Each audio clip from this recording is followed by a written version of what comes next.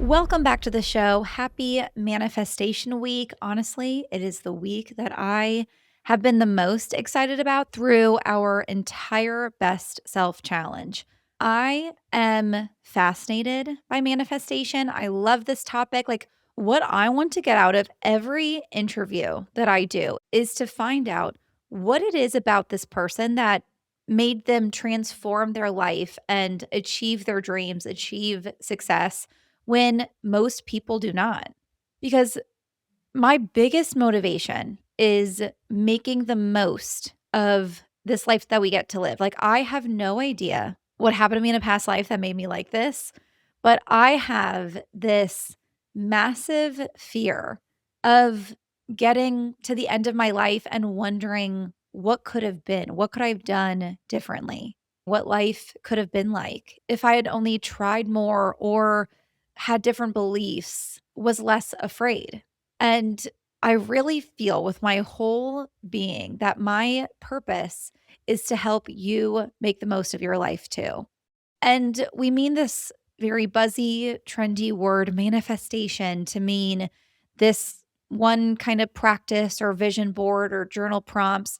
But really, manifestation is everything. Like, think of whatever makes you happiest in life. Maybe it would be pursuing your passions or having enough money to feel freedom, like we talked about last week, or to spend more time with the people you love, or making a difference, feeling more loved, whatever it is. Manifestation is just how you act and feel and think in order to get that life that would make you the happiest. You know, the life that you, at the very end, look back at this long life and say, I had the best time. I had the best life. I'm so proud of myself. I did everything I wanted to do in this life. That is, to me, what manifestation really means to its core. Manifestation is also just really empowering, I think, because it's the reminder that we are the creators of our own life. You know, it reminds us that we can control our reality. We are not just victims of our life, we are the creators of it. And in a world where women are constantly taught that they are not in control of their own lives, practicing manifestation, I think, is a radical rebellion. Like, think about it. So many of us are taught that life happens to us, that success is something that we earn by following the rules. It's not something that we create. We're taught that we have to be picked to be in a relationship. We're taught our worth depends on how desirable we are, how other people choose us. We're told that our careers are going to hit ceilings, our bodies are problems that need to be fixed, our timelines for relationships and children and families are running out. And then at the same time, we are told to wait for the raise, wait to be chosen, wait until we feel ready to live the life that we want to live or do what we want to do. So, when I talk about manifestation, what I'm really teaching is how to reclaim power over your own life. It's about rewriting all of those messages and realizing that you don't have to wait for permission or for someone else to change your life. You get to decide who you want to be and then to start being her. So, whether it's trendy or not, I am and will always be obsessed with manifestation, not just in the vision boards and the affirmations of it all, but because manifestation is really at its core. It's just asking the question, how do I make the most of this one life that we get? By the way, I very much believe in reincarnation, but that's for another day. My point is, like, we're here now in this life that, as much as we know for sure, it's the one life that we get. Life is so precious. Why would we not make the absolute most of it? Why would we not live on our own terms and get outside our comfort zones and grow and shift and change and try new things and go after the life that we want? Why wouldn't we do that? How silly would we be to waste a minute of this life not pursuing the life that we want? Just like Gabrielle said in Tuesday's episode. By the way, did you guys absolutely geek out over that conversation like I did? Like, how insane was that? But Gabby Bernstein, the Gabby Bernstein, explained on Tuesday's episode that we are manifesting whether we realize it or not. So you better be aware of what you're manifesting. What you focus on, what you think, how you act is who you become and how your reality looks. I always start any manifestation episode or anytime I talk about manifestation explaining kind of like what my definition is because it's maybe different than how other people define manifestation. And of course, there's no right answer. It's like whatever clicks and connects with you. But there are a lot of common misconceptions or confusions around manifestation. So I like to explain it this way. Most people think that manifestation is like Cinderella's fairy godmother. Like, I want to go to the ball. And because I wrote about how much I want to go to the ball, or because I visualized what my dress would look like, or because I made a Pinterest board of the ball, the fairy godmother is going to come and make that happen. That's a fairy tale. And fairy tales do happen every day. But I don't think that that's what manifestation is. What manifestation actually is would be like if Cinderella was like, okay, why do I think I can't go to the ball? Why couldn't I just go? Why not? How can I change my mindset to feel worthy enough to go? And then maybe she starts showing up as the version of herself who belongs there. Maybe she figures out a way to borrow a dress. Maybe she practices walking in heels in her bedroom. But most importantly, it would be like Cinderella coming to this realization of, I don't need this asshole stepmother.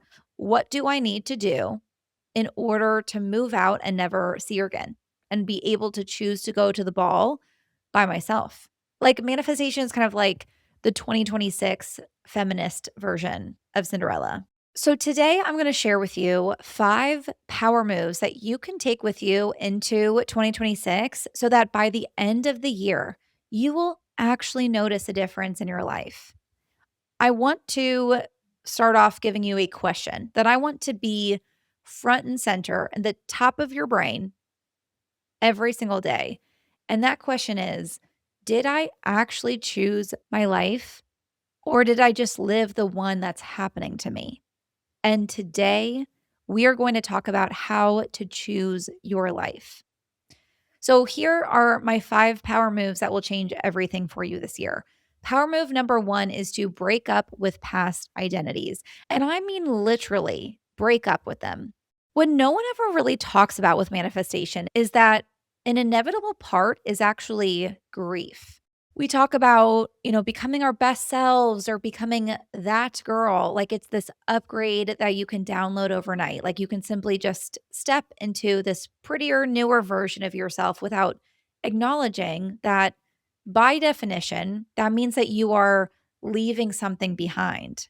I think that real transformation usually doesn't feel like a glow up at first. It feels like loss sometimes. Because before you step into this new version of you and this new life, you have to let go of versions of yourself that once worked, but no longer are. There are versions of you that protected you, that helped you feel like you belong or stay safe during a season when you just didn't have better tools.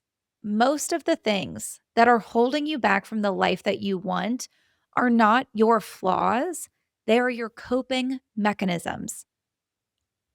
The way that you learned to be easygoing, the way that you learned not to need too much, the way that you learned to achieve or perform or stay busy constantly, the way that you learned to smooth out any kind of tension, where your body learned to get its dopamine from, whatever it is, none of that came out of nowhere. Right? Those traits were created by younger versions of you trying to make sense of the world, trying to stay connected, to be loved, to avoid pain.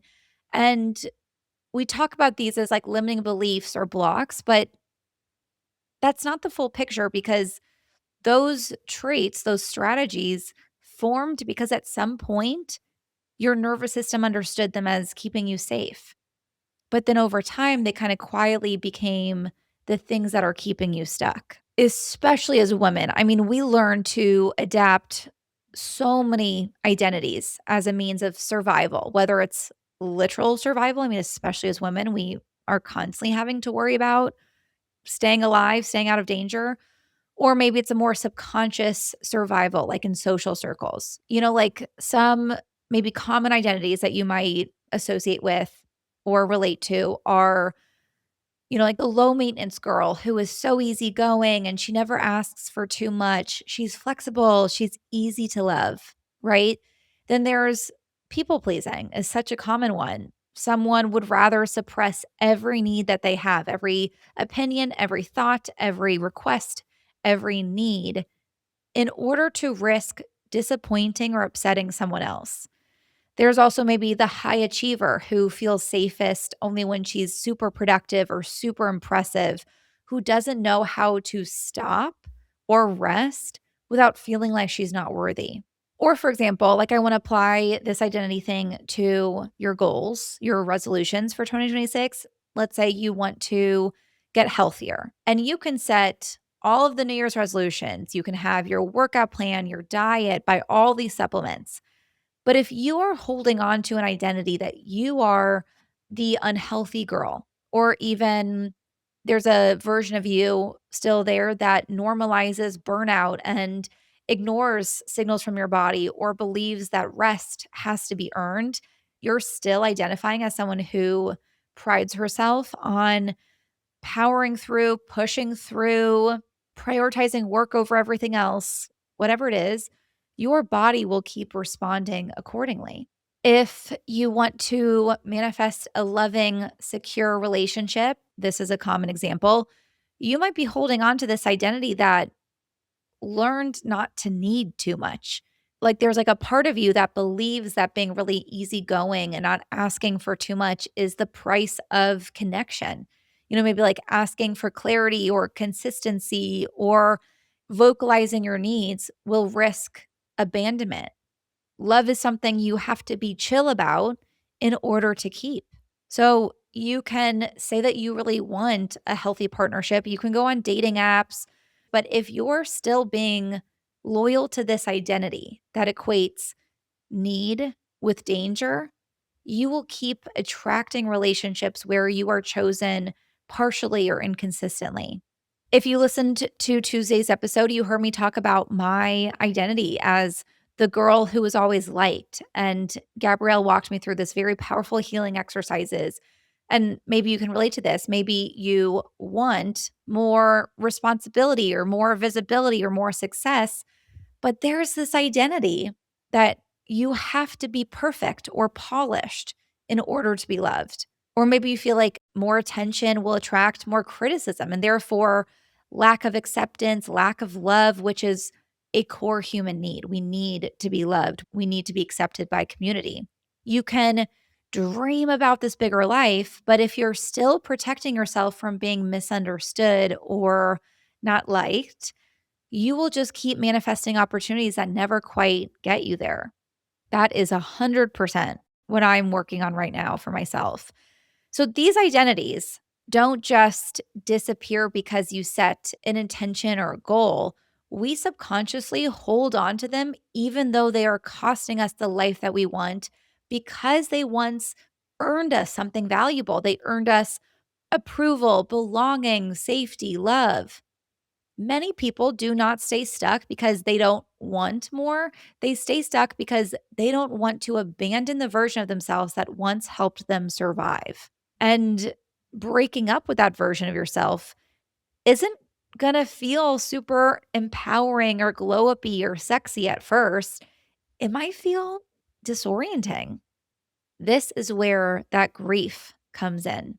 It's not like it's breaking up with that asshole ex who you're so much better than and they cheated on you and it's kind of easy to be like, fuck you. It's actually a lot harder than that. It's like those heartbreaking breakups where you loved this person so much and they did so much for you and they were so wonderful, but maybe you're moving to a different city or maybe you're just growing apart and it's so heartbreaking. Like it's like this version of you that was doing her best, but she just can't come with you anymore. So here's the question that I want you to sit with. Which version of you is keeping things exactly as they are, making it really hard for you to change? What identity or role do you have that is keeping you stuck? Or maybe this might be the question that helps you find your identities. If nothing in my life changed, if everything stayed exactly the same this year, what part of me would feel relieved? And this part of you deserves appreciation and love and compassion for how she has protected you.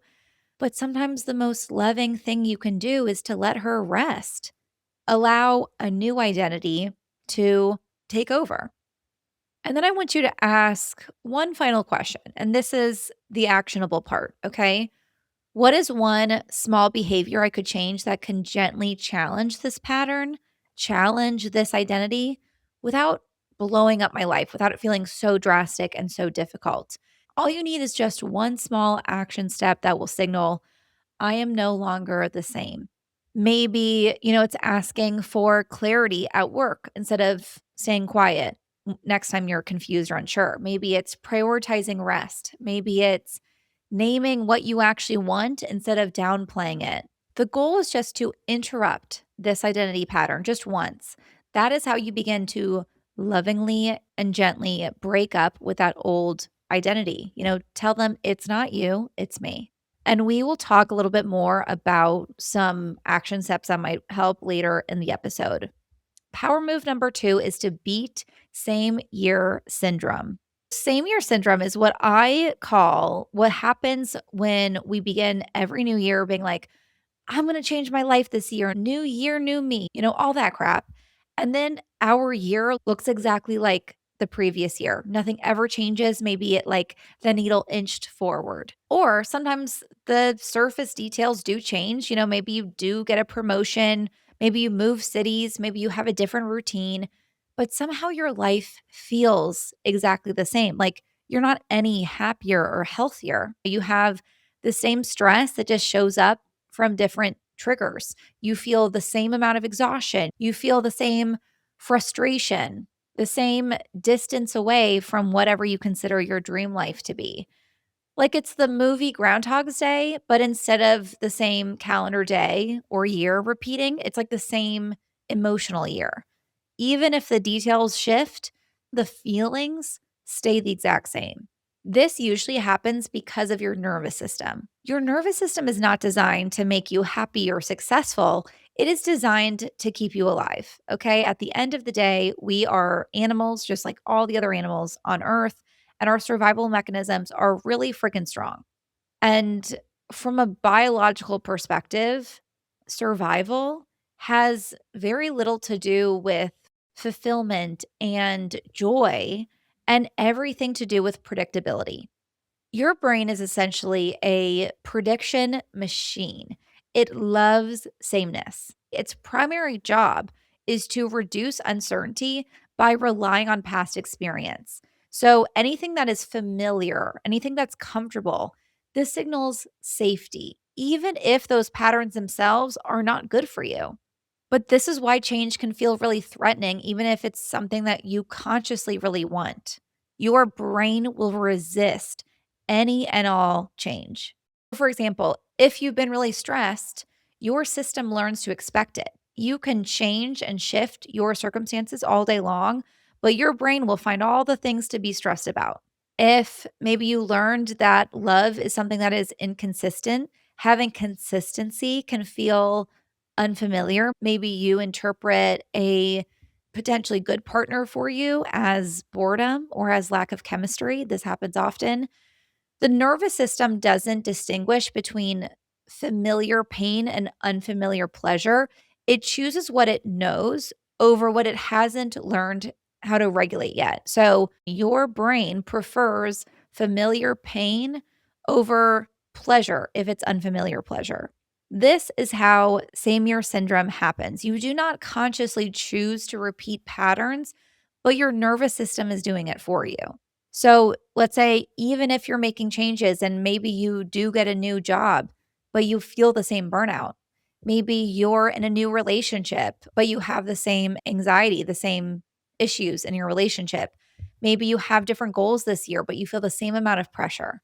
The details can change, but the internal experience stays the same because the brain recognizes the emotional environment and then defaults to that.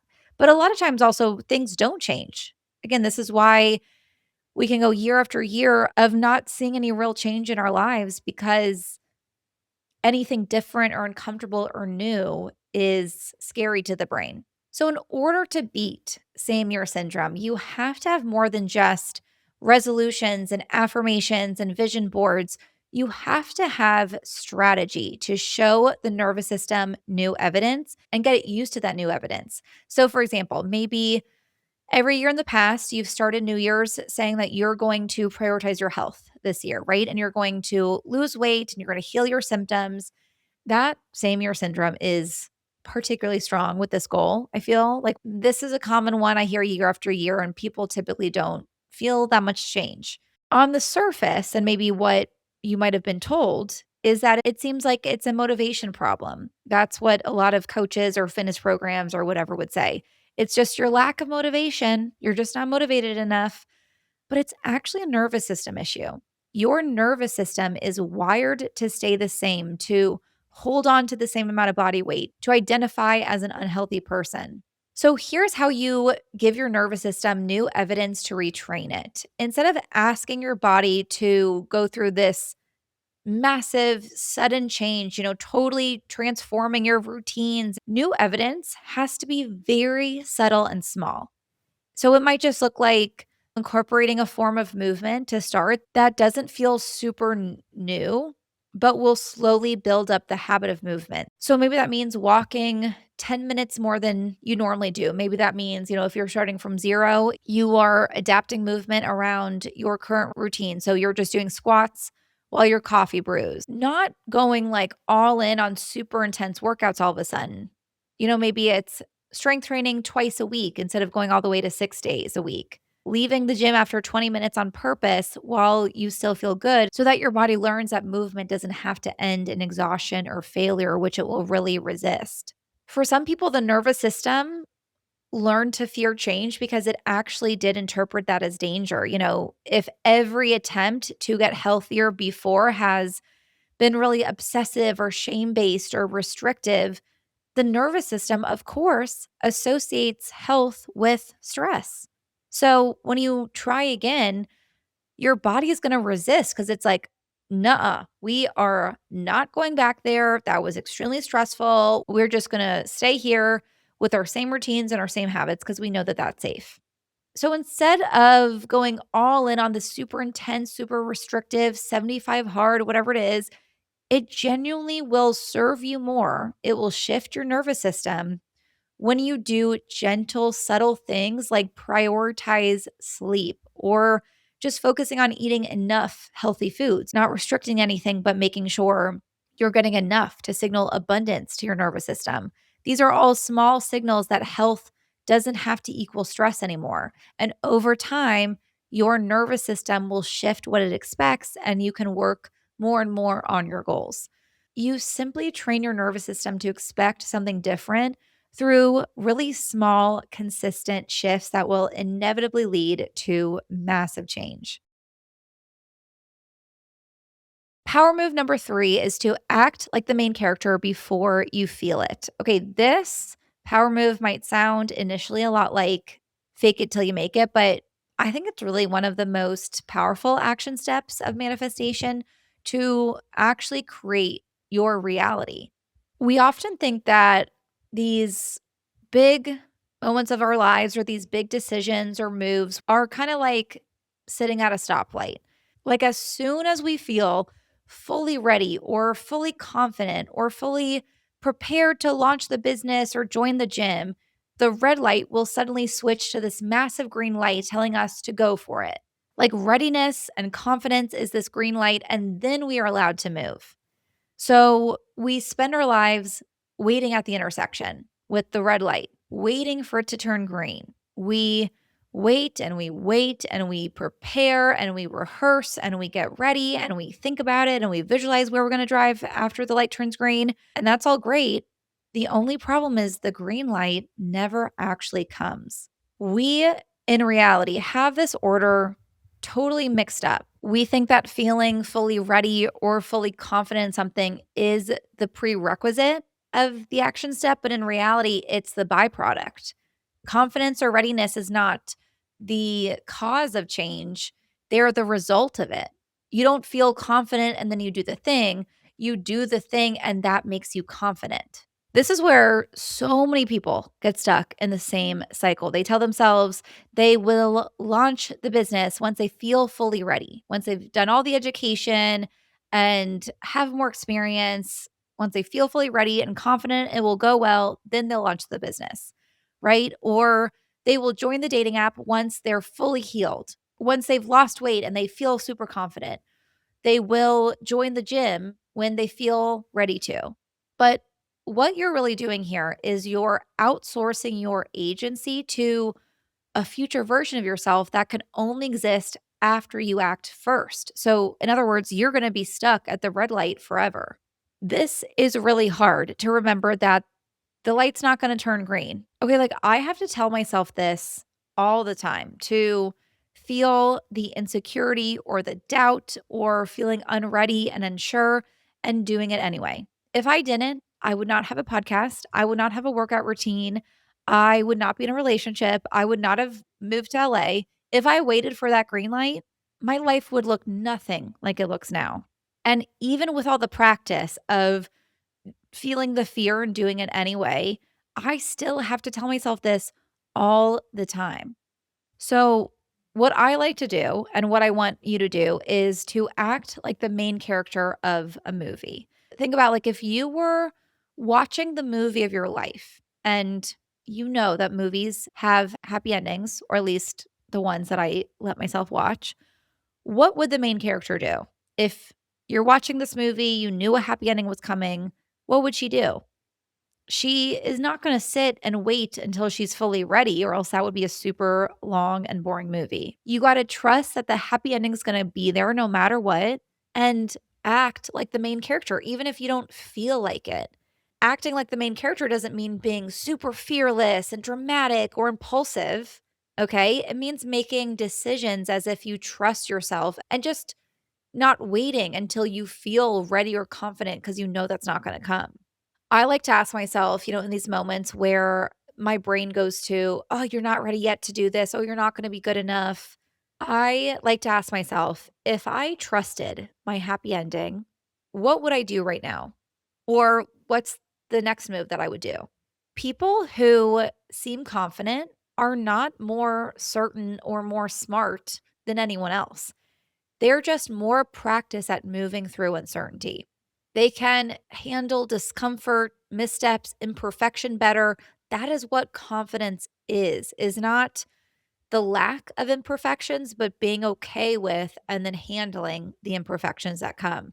They didn't wait for confidence to show up first. They let confidence catch up to them.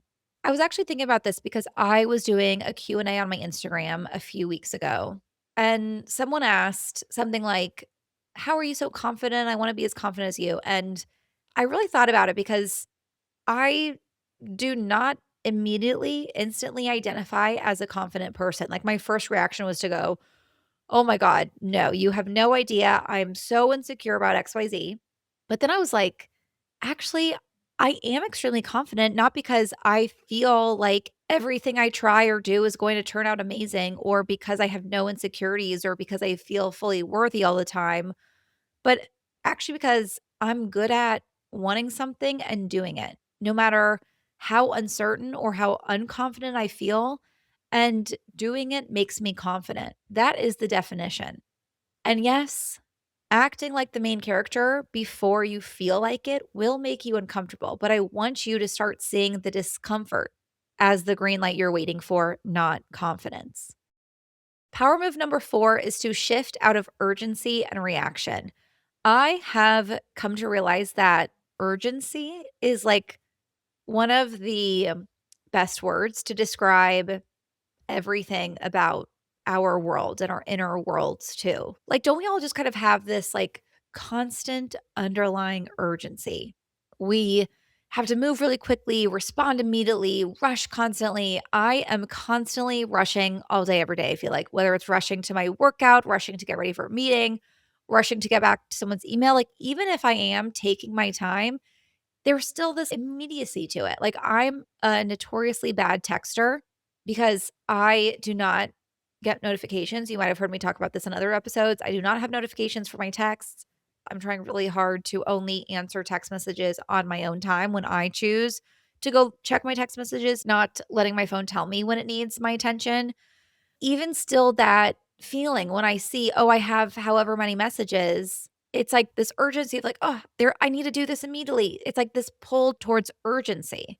And I think this is the byproduct, symptom, if you will, of technology. Because before we had technology, and like, what were we just watching? I was just watching an old movie with Joey, and someone was like working at their desk, and I was like, imagine a life where work was just you go into the office, you have a bunch of meetings, maybe you write some letters. I don't know what, I literally don't know what else you do. Imagine, and then you go home and people cannot reach you.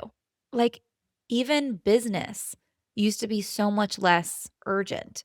And now it's not only just our careers, it's responding to family members, it's adulting things that we have to do. There's this constant urgency. Everything kind of feels like it's got to be handled right now, even if it doesn't.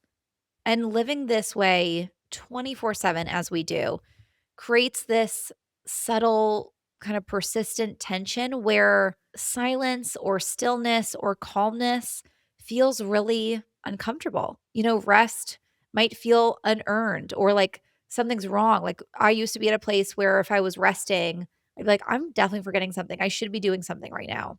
And without realizing it, we are just moving through our days as if we're always catching up to something that's out of reach. This, I think, this symptom of our modern world is a major block for manifestations because when you are really rushed and urgent and hectic, life becomes something that you have to manage instead of something to inhabit and to experience.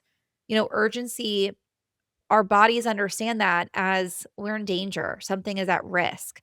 And a lot of times that's actually true. Not our lives are at risk, but it's time, status, belonging, security. Like, our brains understand that urgency as something's at risk here. So, in that state, the brain becomes focused on fixing and controlling. So, what is literally happening, according to neuroscience, when you feel that constant chronic stress, that urgency, that immediacy, your brain has to narrow its attention, speed up decision making, and prioritize short term relief over long term well being. As I feel like everything else I talk about on this podcast, the root of it all is our survival mechanisms. And of course, this is really useful in actual emergencies. When we're in a life or death situation, our brain, you bet, needs to speed up decision making and focus its attention and all these things. But when it comes to just like this baseline way that we're living, it keeps you locked into reaction rather than choice, rather than getting to choose your life. Like, it's really just impossible to manifest when we are in a state of urgency. You might have heard in a spiritual sense that you need to kind of tap into a state of receivership, gratitude, joy, presence. These are states that attract more that you will feel joy and gratitude and presence. But it's also true in a biological and psychological sense too. Urgency puts the brain into a threat oriented state. When we feel rushed and pressure and urgency and immediacy and we feel behind, the brain prioritizes survival over expansion. Research in cognitive neuroscience shows that when the brain is under perceived threat or time pressure, the brain will reallocate resources away from what's called higher order thinking, which is openness, long term planning, creativity, to put that energy toward short term problem solving and risk avoidance, those things that we need in an emergency, in an urgent situation. So basically, when you feel that urgency, your brain literally filters out information that isn't immediately relevant to, quote, fixing the problem. So that means that you become less likely to notice opportunities or support or alternative paths that may get you to where you want to be. You don't see what's available to you because your mind is focused on what's missing or what needs to be solved right now. This is one reason that urgency might feel productive. You might feel productive when you're responding and hurrying and rushing and trying to get things done, but it produces diminishing returns. You may work harder, but you're operating from a restricted field of awareness. So that work will feel more difficult. Research shows that people under time pressure make faster decisions, but not better ones. They default to familiar patterns, they rely on habit instead of insight, and they're more resistant to new information, which is the opposite of what you need for manifestation or just to make meaningful change in your life in general. So, how do we shift out of urgency indefinitely so that we are ready to receive and manifest what we want? Psychologically, it's about moving to a state where the brain is alert and focused, but it's not alarmed. And the way that I think we get into this state, even when we're so wired to be in a state of urgency, is to train your brain to feel safe without rushing. So that could look like as simple as I have to do this a lot. If I get a message, if I get a Slack notification, I take a pause and like take a deep breath instead of responding immediately. It might also look like accepting when something is just good enough instead of stressing over it being perfect. That might look like letting yourself rest before exhaustion forces you to. Or that might mean literally even slowing down a routine in your day. For example, when you go on a walk, just walk slower. If you're cleaning your kitchen, clean it just like a little bit slower. There's nowhere you're chasing, there's nowhere you have to go. Just clean your kitchen slowly. For me, something that I like to do is when I'm washing my face and applying my skincare in both the morning and night, I am usually like I rush through this, so I'm really trying to do my skincare like I'm in a skincare commercial. You know what I mean? Like I'm slow and luxurious and I'm taking my time just as this quick way in the morning and evening to remind myself to slow down. There's nothing urgent. This slower state, the steadier state where you can pause, where you can make decisions, where you can stay present is the thing that makes receiving possible because you finally have the space to notice what's already moving towards you and you can access those parts of your brain that will be essential for finding the opportunities that you need to create your dream life. And then the last power move is to choose a new identity anchor. We talk about breaking up with those old identities in power move number one, but that also means you have to choose a new identity and one that's going to anchor in your dream life. And I know this might sound woo woo, but hear me out on this one, okay? Because most people approach change by starting with outcomes. They decide what they want to achieve. They want to lose weight, make more money, find the relationship, feel more confident. And when it doesn't stick, they assume that something's wrong with them. They didn't try hard enough, they weren't disciplined enough. What rarely gets questioned, though, is whether the version of themselves making those plans is actually equipped to live the life that they're aiming for. Goals tell you where you want to go, but they will not tell you who you need to be in order to get there or once you get there, which is typically the missing piece and actually the most effective place to start in creating lasting change. Because a goal is about what you want your future to look like, right? That's all a great, lovely dream and visualization. But your identity, who you are, is the roadmap for how you should act now in order to get there. Like instead of thinking of manifestation as being rooted in the words, I will, I will lose weight, I will get my dream job, I will make more money. Start thinking instead of manifestation as the practice of saying, I am. I like to pretend the words I am are like a secret witch spell. And I've actually come to believe that this is kind of true, honestly, because every time, whatever follows the words I am always turns out to be true. Like, seriously, experiment for yourself. Try it out. I dare you. Even in small ways. Like, if you say or think to yourself, I am so tired today, just watch how tired you are. Versus if you say, I am energized, I feel really good. It is insane how instantly you feel more energized and how the rest of your day changes. Or I do this a lot when I'm working out, like as a default, as I think we all do. I say in my head, like, ugh, I'm exhausted, or this hurts, or I'm too sore. I can't do this. And instead, when I start saying to myself, I am so freaking strong, I am so capable of this, I am so fast, I am so healthy, whatever it is insane how much better my workouts are. I'm telling you guys, the words I am is a secret witch spell. I promise you. Try it out for yourselves.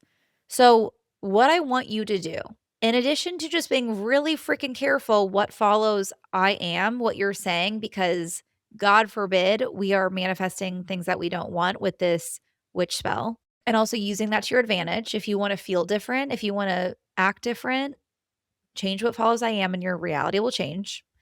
But I also want you to choose a specific word or phrase to follow I am that will act as your identity anchor. So, for example, one of my identity anchors is self trusting because I got really tired of overthinking and kind of like outsourcing my decisions and second guessing myself. Even if I'm at a restaurant with Joey, I will be like, should I go to the bathroom now before our appetizers come, or should I go to the bathroom after? And he's like, I don't know. Do you have to go? Go. Like, I outsource my thinking all the time. I think as women, especially, we're programmed to do that. So now I'm shifting my identity anchor to be self trusting. What that looks like in practice is I make a choice for myself without pulling everyone else first. This has been a huge one with my wedding planning.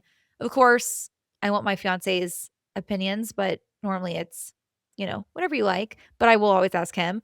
But I also like a lot of times I really want to go and ask my mom's opinion, and I do that a lot still, but I'm practicing with all the little things being like, "Well, what do you think? What do you like?"